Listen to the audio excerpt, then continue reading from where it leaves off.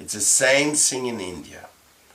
You know, in India we have now 8 employees who work with the cleaning of Vrindavan. And we know, when we hire them, that as soon as you do not look, they don't work. They're put in motion when you look. You go, as soon as you look somewhere else, they go.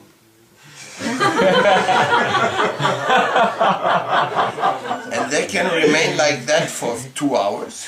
Come back.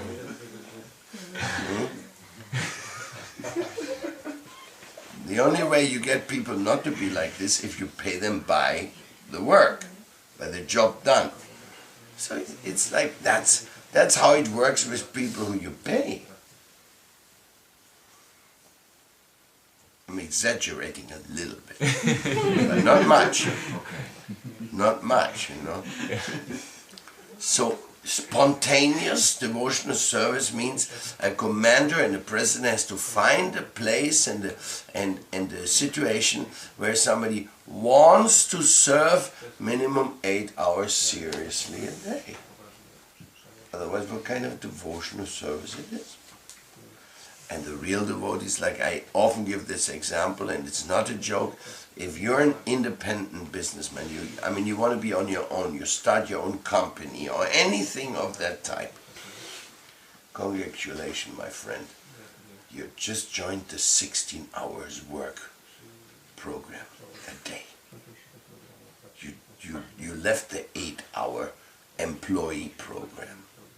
You just joined the 16-hour a day work of your butt in order to make your little enterprise become something. So therefore, we are actually following Haridas Thakur. Because Haridas Thakur, he would chant 3 lakhs. It's a measurement. It means like almost 22 hours of chanting. Something like that. 22 hours of service. And the real surrender devotee, he doesn't want to be anything else. I don't want to relax. I don't want any vacation from this. I don't. I want to either chant or read or serve or clean or cook or distribute. I want devotional service non-stop. Because I know that's the best for me, and I know then only this way I'll be with Krishna non-stop. It's like doing what you want to do.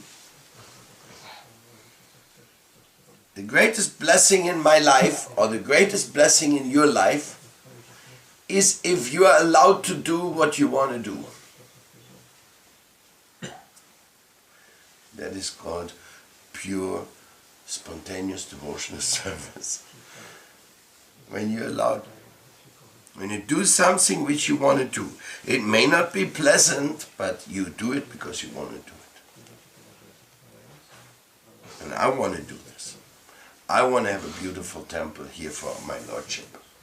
I want to provide all these type of specific shelters, printing books. I want to do this. I don't want to complain. I really don't want to complain.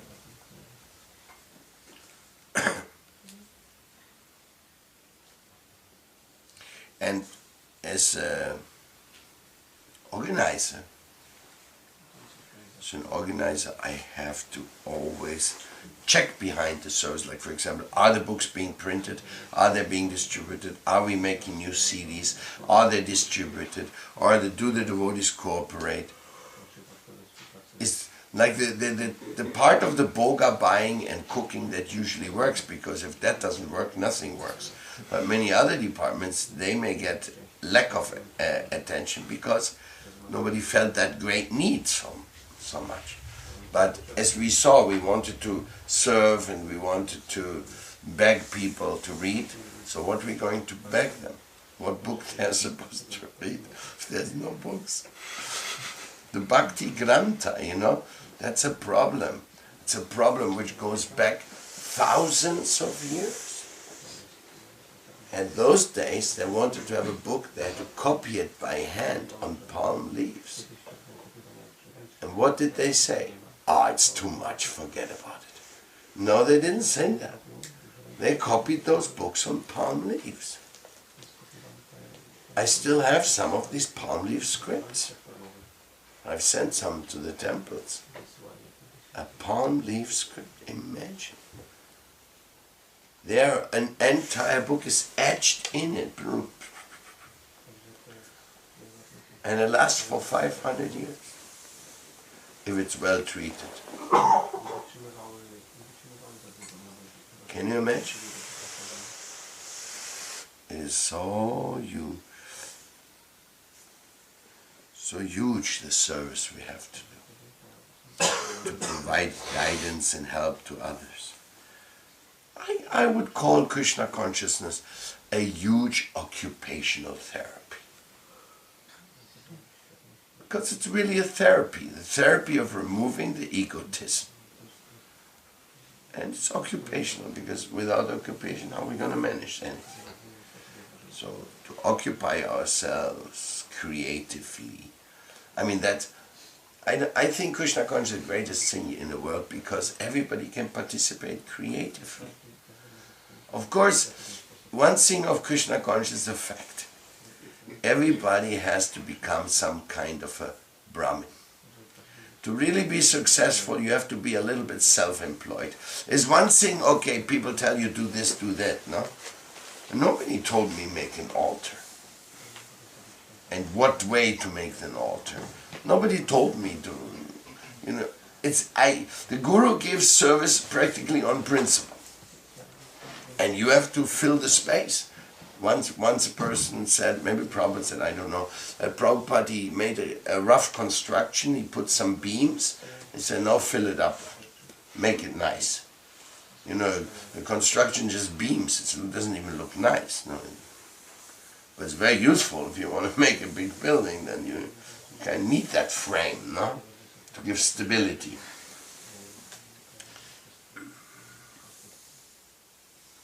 But in this way,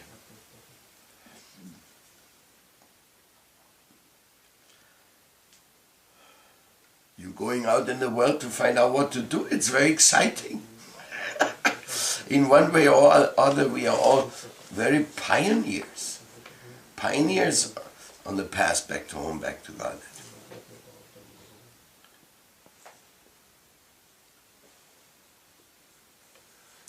Pioneers. What time we have to leave here? Exactly? 7. 7 sharp we have to get out? I think the airplane is at 9.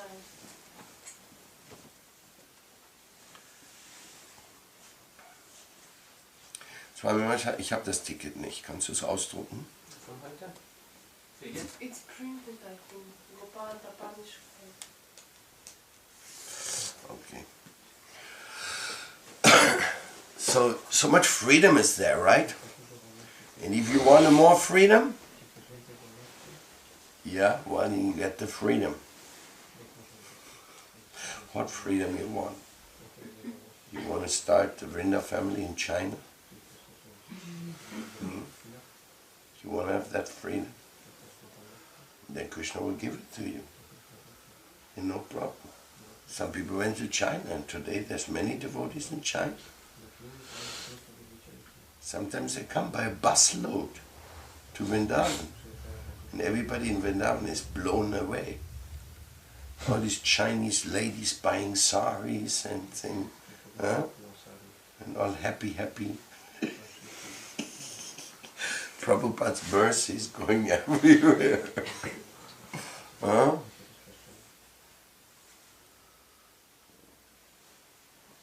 The devotees are a happy bunch, but it's by invitation only. Two things are required. You got to get the invitation. You got to accept the invitation. Krishna consciousness is, we want to invite the whole world, but they have to accept it also, no?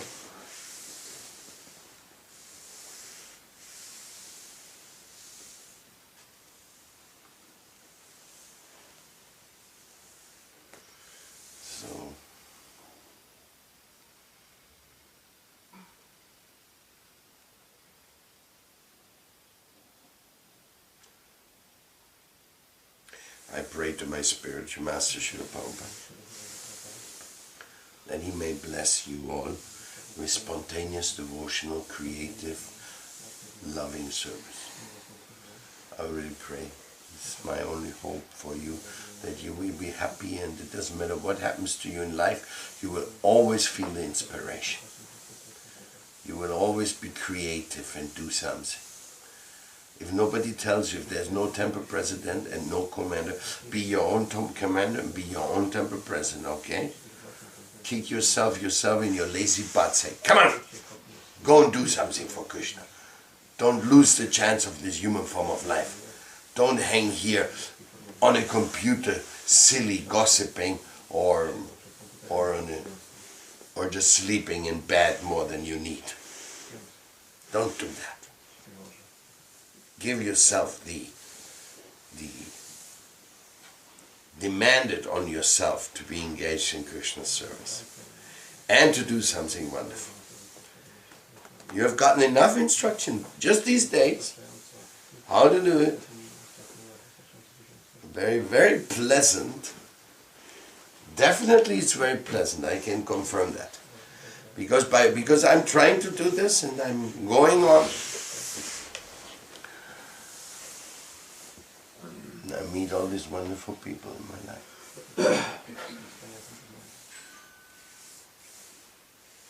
That's true. And not only that, by meeting a devotee who has connection with Prabhupada and not so wonderful person, very quickly becomes a wonderful person. No? Sometimes there's some anarthas or something, lingering, or they're still not understanding that they shouldn't get drunk at night and give trouble to their family. But then they start chanting Hare Krishna. Mahamantra Hare Krishna frees you. Hare Krishna, Krishna Krishna, Hare Hare, Hare Rama, Rama Rama, Sinata Pisu Nichinata Rora Pisa Ishnuna Amani Nama Nalina Kitani Yatsara Hari. So if I'm not going to see you for a while, then let us stay in touch with the reality of Krishna's grace. And you want to see the grace of Krishna, or you want to keep getting the grace of Krishna, then please give the grace of Krishna to others. That is the formula. No? You give the grace of Krishna to others, you also keep getting newer and newer installments of grace. And that also means newer and newer service.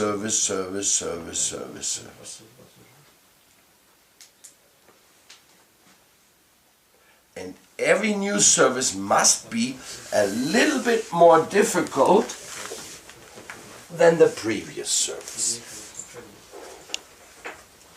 That is another thing which is maybe not so pleasant to the ego or to the laziness, but in life it's like that.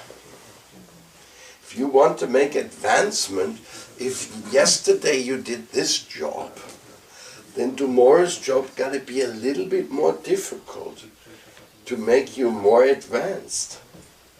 There's this famous statement in South America. It says, you start becoming old when you stop learning new things.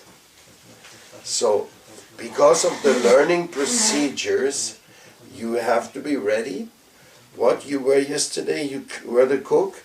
Great. Now you can organize the big festival by yourself. What? Well, somebody has to be in charge of the big festival. But I cook just for 4 people. Yeah, today it's only going to be 4,000. Yes, there are people cooking for 4,000 people. In India, big festival, you should see them. They know how to cook for 4,000 people and manage it, you know. Different people have different guts. They are like, okay, what? How many people come? Let's do it. We have such a potential which is not explored. We have such a potential, incredible potential, which we are keeping on the back burner. But I tell you from my heart, be strict with yourself. Be tough with yourself. You can be merciful with others, but not with yourself. Be tough, have discipline, have schedule, have things you have to do, you want to do them. Like that, no? And try to always do a little better and a little more. That is the natural way of gaining Krishna's grace. You know, on behalf of Srila Prabhupada, I can dare to say that he's proud of all of you. He loves you, he's proud of you, but still it is his duty and my duty on his behalf to tell you, don't become complacent ever. You know what that word means? Complacent? Who is Englishman here? What means complacent? To think that everything's okay when it may not be. Yes. It's a very important word in Vaishnava philosophy. Don't become complacent. Don't think what I'm doing is just good enough and I don't have to do anything else.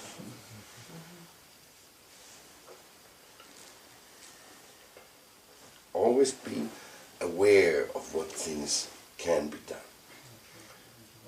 Because if you're initiated, even after just receiving first initiation, what to speak of second initiation? You, from that day on, are a representative of your spiritual master. And whatever good thing you do, credit goes to him. And whatever nonsense you do, people will blame him. So, don't think, no, but I'm not a representative. Yes, you are a representative. And if you're not a good representative, you are not going to please Krishna. So this is a very tough thing, you know. Oh, I like this person, he's so nice, he's speaking so nice about Krishna, he's speaking so much about love. I think I want to become his disciple also. Yes, can I get initiation?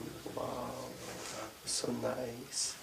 And then after you get initiation, you say, okay, now all this what you saw in him or in her, all these beautiful things, now you're supposed to represent it and incorporate them in your life. What? What? Well, that's what you wanted, didn't you? Don't you study medicine because you want to become a good doctor? Don't you go to the kitchen because you want to cook something delicious for the people who are going to eat? Don't you become a devotee to be able to give devotion to others? I'm not exaggerating.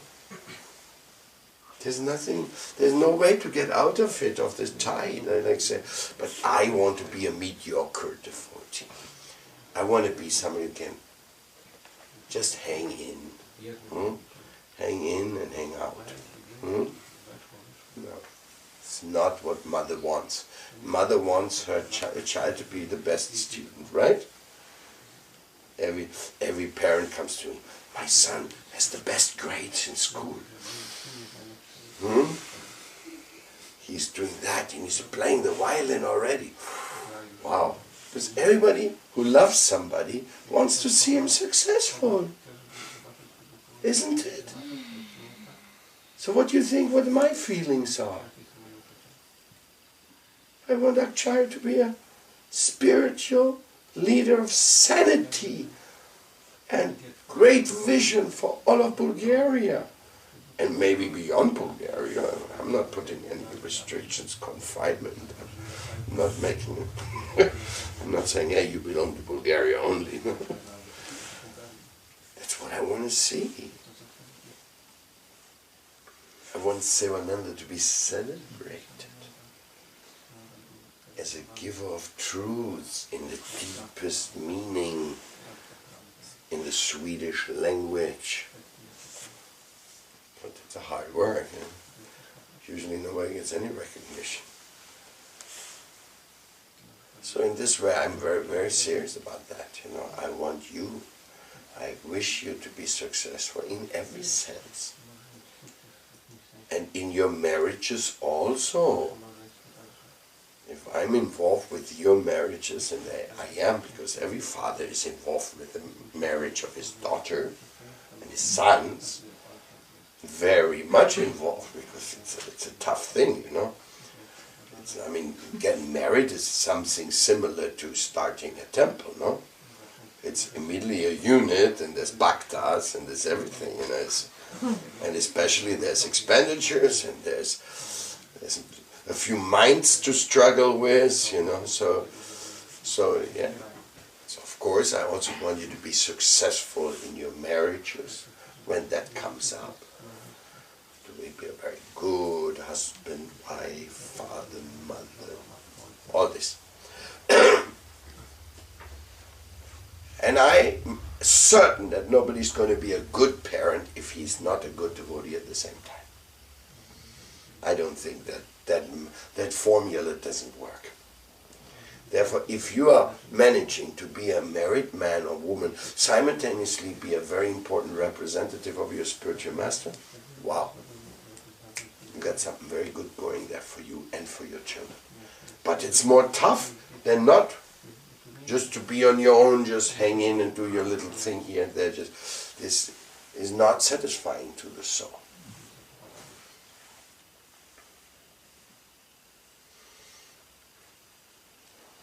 Who will remind you of these things? I hope your memory. Otherwise you can take the recording and keep hearing it. Did he really talk about me? No, I don't think so. You probably don't even know me. No? Did he talk to Yoga Pit really? Yes, I talk to everybody because I'm talking on behalf of the Lord in the heart. And he loves everybody. What do you need? Can you imagine what Krishna's plan is for Jochen? Big one. The guy's a big guy. Huh? He needs to do something big. Huh? Really like that. And by the grace of Srila Prabhupada and the Gaudiya Vaishnavas, now we are meeting so many nice people. We are quite fortunate. Have had prominent visitors here, like Paramadvaiti Maharaj, Vishnu Maharaj, Sadhu Maharaj, Swami Maharaj. So many personalities have already come here and have given us a visit. But they are not going to take your job away. They just give an example of another pioneer of Krishna consciousness going through the world and doing it. Like Paramadvaiti Maharaj, he's a very pioneer. Because when he took over the mission of his guru requested him to take it over, then everything was in shambles practically. Here and there a few friends. But he goes and he stands, he does what has to be done.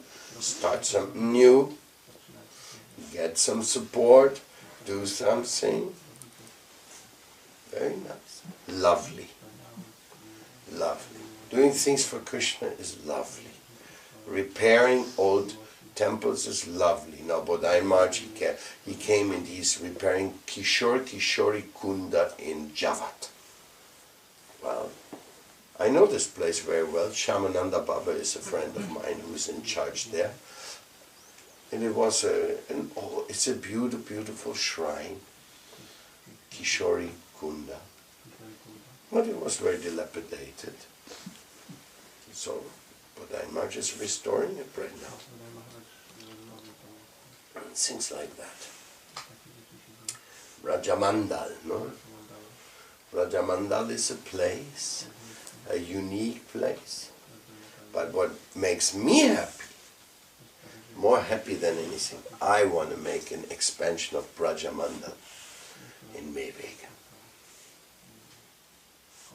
and in Anafalfa. But it's already, but in other places.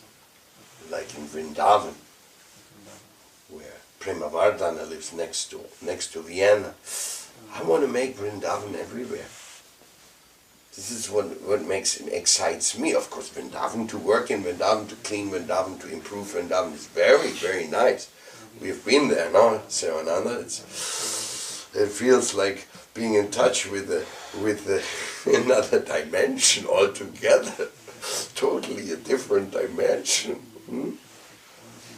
So, but you see that to actually make a Vrindavan in Ecuador, in Colombia, in the mountains, in the jungles, like Ahimsavan. This is one so beautiful jungle temple by Bhagavatamrita Prabhu. Blows your mind. Really, Bhakta and Vaishnava. Wow. But, so like this, make Vrindavan everywhere. This is the real task. Of course, we can also go to Vrindavan. Some devotees say, Vrindavan is so nice, I want to live in this dimension. And then they want to go there and just be there and chant a little Hare Krishna. It doesn't work like that. We are not meant to just sit there and enjoy Vrindavan. We are meant to work hard under the guidance of Sri Guru. Otherwise, you cannot even touch Vrindavan. You go to Vrindavan without service to Guru, you fall into some ditch. There are many ditches there. Maya has many tricks in there. Prabhupada said, you can only stay 3 days in Vrindavan, like touring. After 3 days, you better get service. Otherwise, your mind is going to go. Because even in Vrindavan, there's people that don't believe in Lord Chaitanya. Believe in Lord Chaitanya, Mahaprabhu discovered Vrindavan, established Vrindavan. He showed everything, but there are people there that believe in Vrindavan but not believe in Lord Chaitanya. Just like many people that believe in Krishna but they don't believe in Bhaktivinoda Thakur. So it's another thing. Well, maybe they should, maybe they shouldn't. This is right now. But it's not. There's many ditches there, and the world of faith is a world of grace. Only by grace you can walk in there. If you're too curious to the point of not being faithful to your spiritual master, then you can easily go. There's many people in Vrindavan, they even have temple with Radha Krishna on the altar, and they don't believe in Radha Krishna. They just have that because everybody else has it. They say, oh, we have a place in Vrindavan, so we got to put Radha Krishna on the altar too. But they think Radha Krishna is a temporary thing and that the truth is Brahman, the impersonal Brahman. What we're going to say about that? The other day I visited the Mayavadi. Because Krishna is a very tricky fellow, you know, really, really tricky. So I visited this Mayavadi, who's quite famous in India, and because we were talking about cleaning of Vrindavan. And so we talked, he's a nice person. And then I said, you have a very nice, clean ashram here. And he looked at me. And what do you think about our deities? I looked at your deities. Yeah, they're very beautiful also. I told him. And as a matter of fact, his deities, they're just like a photocopy of the Krishna Balaram temple. Everything they copy. Everything. Even the flowers, the way they put the flower on the head of Krishna. It's like they take a picture and they tell, this is the way I must want to have it.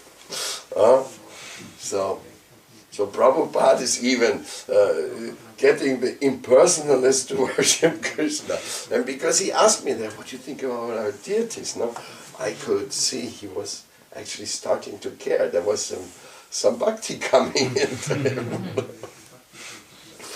So, anyhow, the other day I went to one of the biggest Mayavadis, or famous Mayavadis in Gokul, Guru Chananan. And in his room, he had a swing with a little Gopal on it, so he could go and swing Gopal. So interesting impersonalist. Swinging little baby Gopal in a cradle. Anyhow, Prabhupada's influence amongst the yogis,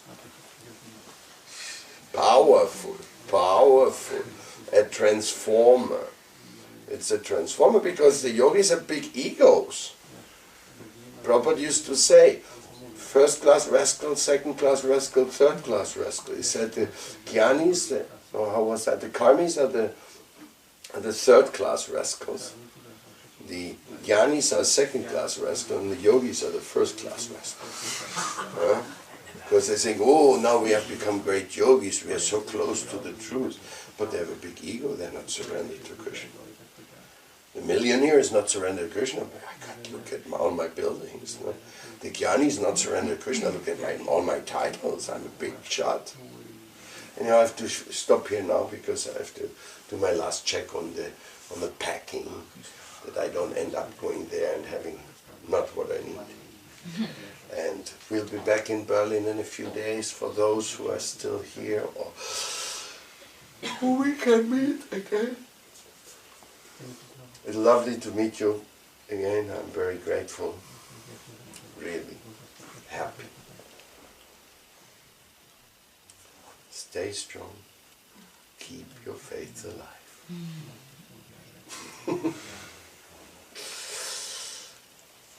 Jai Sisi Guru Gauranga Nandalika Govinda Sundaram Ki.